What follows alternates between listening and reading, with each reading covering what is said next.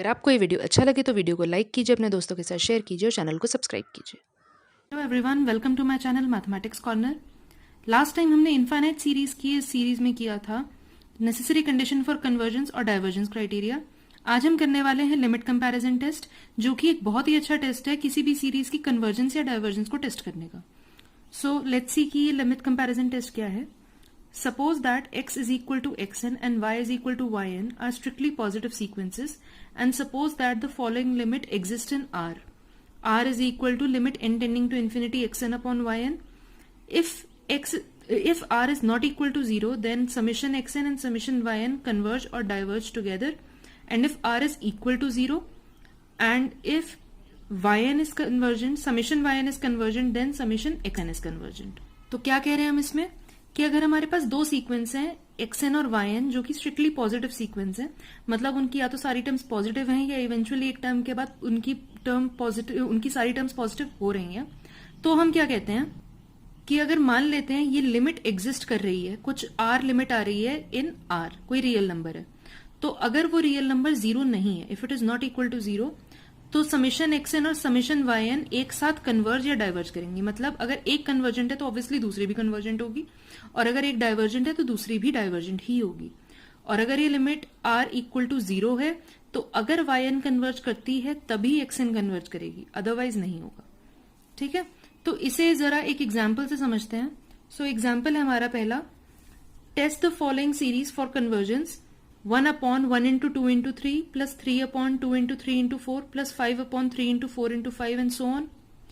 तो सबसे पहले तो xn निकालते हैं। अब आप सोच रहे होंगे अभी तक तो हम an निकाल रहे थे, अब हम xn क्यों निकाल रहे हैं? तो ये बेसिकली सिर्फ एक नोटेशन है, क्योंकि हमने डेफिनेशन में xn और yn लिया है तो हम इधर xn ले रहे हैं। आप an और bn भी ले सकते हैं, un भी ले सकते हैं, इट्स अप टू यू, सिर्फ नोटेशन है, कोई फर्क नहीं पड़ेगा। तो यहाँ xn क्या होगा आप देख सकते हैं, न्यूमरेटर में क्या है 1 3 5, यानी सारी ऑड टर्म्स हैं। ऑड टर्म को लिखने के दो तरीके होते हैं, या तो हम उसे लिख सकते हैं 2n प्लस 1 या 2n माइनस 1। तो अगर हम देखें, अगर हम इसे 2n प्लस 1 लेते हैं तो n जब हमारा 1 होगा तो ये क्या आएगा 3, लेकिन जब यहाँ n 1 है तो ये तो वैल्यू 1 है, तो इसका मतलब ये तो हो नहीं सकता। तो अगर हम 2n माइनस 1 लें तो n को अगर हमने 1 पुट किया तो 2 माइनस 1 कितना हो जाएगा 1, तो ये आया 1। 2 पुट करेंगे तो कितना आएगा 4 माइनस 1 3, तो ये आया 3, यानी कि न्यूमरेटर क्या हो गया 2n माइनस 1। और डिनोमिनेटर में क्या होगा 1 इंटू 2 इंटू 3 है, मतलब n प्लस 1 और n प्लस 2। तो हमारा डिनोमिनेटर क्या आ गया n प्लस 1 n प्लस 2। तो ये तो आ गया xn। लेकिन लिमिट कंपैरिजन टेस्ट के लिए हमें सिर्फ xn नहीं चाहिए, हमें yn भी चाहिए। लेकिन ये yn कभी भी आपको क्वेश्चन में गिवन नहीं होगा, ये yn आपको खुद चूज करना पड़ेगा। तो इस yn को हम चूज कैसे करते हैं, अब ये समझते हैं कि इस yn को हम चूज कैसे करेंगे। सो लेट्स सी, xn है हमारा 2n minus 1 upon n into n plus 1 into n plus 2। yn हमने ले लिया 1 अपॉन एन स्क्वायर, yn हमने मान लिया 1 अपॉन एन स्क्वायर। तो ये 1 अपॉन एन स्क्वायर हमने लिया तो लिया कैसे, ये किस हिसाब से लिया, तो हम ये देखते हैं कि जब n की वैल्यू बहुत लार्ज होगी, for large values of n, जो ये वैल्यू है 2n minus 1 upon n into n plus 1 into n plus 2, ये किसके बराबर होगी, ये this will be approximately equal to, equal नहीं होगी, अप्रोक्सीमेटली इक्वल होगी किसके 2n minus 1 almost equal to 2n, n almost n के बराबर, n प्लस 1 ऑलमोस्ट n के, और n प्लस 2 ऑलमोस्ट n के। सो ये अप्रोक्सीमेटली इक्वल होगा। तो जब हम इससे देखेंगे तो n से एक n कैंसिल हो रहा है तो क्या बचेगा 2 अपॉन एन स्क्वायर। अब 2 तो कांस्टेंट है, तो आप चाहें तो सीक्वेंस 2 अपॉन एन स्क्वायर भी ले सकते हैं, हमने क्या लिया 1 अपॉन एन स्क्वायर। तो yn हमने ले लिया 1 अपॉन एन स्क्वायर। तो अब क्या करना है, हमें ये रेशियो निकालना है xn अपॉन yn का। तो ये कितना हो गया 2n minus 1 upon n into n plus 1 into n plus 2, और डिवाइड किससे करेंगे 1 अपॉन एन स्क्वायर से, तो एन स्क्वायर न्यूमरेटर में आ जाएगा, n से एक n कैंसिल हो गया, तो ये टर्म आ गई। अब हम क्या करेंगे, न्यूमरेटर और डिनोमिनेटर दोनों से n कॉमन ले लेंगे, तो ऊपर n बाहर आएगा तो क्या हो जाएगा n स्क्वायर, तो ये हो गया 2 माइनस 1 बाय n, और इधर दोनों से n बाहर आएगा तो n स्क्वायर हो गया, तो 1 plus 1 by n into 1 plus 2 by n।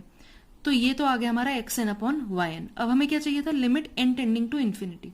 तो जब लिमिट टेंड होगी n टेंडिंग टू इन्फिनिटी तो 1 अपॉन n कितना हो जाएगा 0, ये भी 0 और ये भी 0, तो क्या बचेगा हमारे पास, बचेगा न्यूमरेटर में सिर्फ 2 और डिनोमिनेटर में इधर से 1 और 1, तो यानी कि 2। विच इज इक्वल टू 0 और ये एक रियल नंबर भी है तो ये फाइनाइट है। तो इसका मतलब बाय लिमिट कंपैरिजन टेस्ट ये दोनों सीरीज या तो साथ में कन्वर्ज करेंगी या डाइवर्ज करेंगी। अब ऑब्वियसली हमें xn का निकालना है तो हमें इसका तो पता नहीं है, लेकिन yn का हमें पता है। कैसे पता है? yn क्या है हमारा 1/n²। और लास्ट वीडियो में हमने एक p सीरीज टेस्ट किया था, या p टेस्ट भी कह सकते हैं हम इसे। तो उसके हिसाब से क्या था, summation 1/n⁻p is convergent for n greater than 1। तो जब n 1 से बड़ा हो तो ये कन्वर्ज करता है। और यहां n क्या है आपका, p क्या है फॉर n, n नहीं, ये यहां पे p होगा फॉर p ग्रेटर देन 1। तो p जब 1 से बड़ा है तो ये कन्वर्जेंट होगा। तो यहां पे p की वैल्यू कितनी है 2, तो ये वैल्यू कितनी हो गई यहाँ पे 2। In yn p is equal to 2, तो p अगर 2 है तो ये क्या होगा, ये सीरीज कन्वर्जेंट होगी। तो ऑब्वियसली अगर ये सीरीज कन्वर्जेंट है तो xn भी कन्वर्जेंट होगी बाय लिमिट कंपैरिजन टेस्ट। तो इसका एक और एग्जांपल देखते हैं। सेकेंड एग्जांपल क्या है इसका, test the convergence of the following 1/1 into √1 into 2 plus 1/√2 into 3 and so on. तो अब इसमें xn क्या आएगा, अभी तो बहुत ही ईजी है। xn इसमें क्या हो जाएगा 1/√, ये हो गया n into n plus 1। तो अब यहां पे अगेन हम वही देखेंगे for large values of n, 1/√n into n plus 1 कितना हो जाएगा, this is approximately equal to what, 1/√, इधर से आया n और इधर से आया हमारा n, तो ये कितना हो गया √1/n²। तो n² को जब रूट से बाहर लाएंगे तो क्या हो जाएगा n, तो yn हमने ले लिया 1/n। तो yn 1/n ले लिया, तो इसका रेशियो निकाल लेते हैं। तो इसका रेशियो कितना आएगा 1/√n into n plus 1, और ऊपर आ गया n, नीचे से यहां से भी n कॉमन ले लिया तो कितना हो गया n², और ये n² जब इसके बाहर आएगा तो कितना बचेगा n। तो अब लिमिट ले लेते हैं n टेंडिंग टू इन्फिनिटी। तो हमारी लिमिट कितनी हो गई n tending to infinity xn/yn, यहां पे हो गया ये 0, तो लिमिट कितनी बचेगी 1 which is not equal to 0। तो अब ये लिमिट जो है ये 0 के बराबर भी नहीं है और ये लिमिट फाइनाइट है। तो जब ये लिमिट फाइनाइट है तो ऑब्वियसली ये by limit comparison test xn और yn सीरीज एक साथ कन्वर्ज या डाइवर्ज करेंगी। तो अगेन बाय p टेस्ट हमारा जो सीरीज है summation 1/n⁻p it is divergent for p less than और इक्वल टू 1, और यहाँ p किसके बराबर है 1 के, क्योंकि ये 1/n है। तो क्या होगा समेशन yn क्या होगा डाइवर्जेंट, तो ऑब्वियसली समेशन xn भी डाइवर्जेंट होगा। अब कई स्टूडेंट्स को कंफ्यूजन होती है कि हम ये कैसे याद रखें कि ये p सीरीज में p टेस्ट में डाइवर्जेंट और कन्वर्जेंट किसके लिए होगा, कि हमें कंफ्यूजन होती है p ग्रेटर देन 1 या लेस देन इक्वल टू 1 के लिए। तो आप हमेशा इससे देख सकते हैं समेशन 1/n। 1/n एक ऐसी सीरीज है जिसको अगर हम सीक्वेंस में देखें, अगर हम इसको सीक्वेंस में देखें तो ये हमेशा कन्वर्ज करती है टू 0, ये हमेशा कन्वर्जेंट होती है। लेकिन जब इसी को हम देखते हैं सीरीज में तो ये डाइवर्जेंट होती है। तो हमेशा हम ये देख सकते हैं कि p की वैल्यू जब 1 के बराबर है तो ये डाइवर्ज करती है। तो हम ये कहेंगे, इसको याद करने का तरीका ये कह सकते हैं कि जब p लेस देन और इक्वल टू 1 है तो ये डाइवर्जेंट है, और अगर ग्रेटर देन 1 है तो कन्वर्जेंट है। तो आई होप इसको भी समझने में और लिमिट कंपैरिजन टेस्ट को समझने आपको हेल्प मिली हो।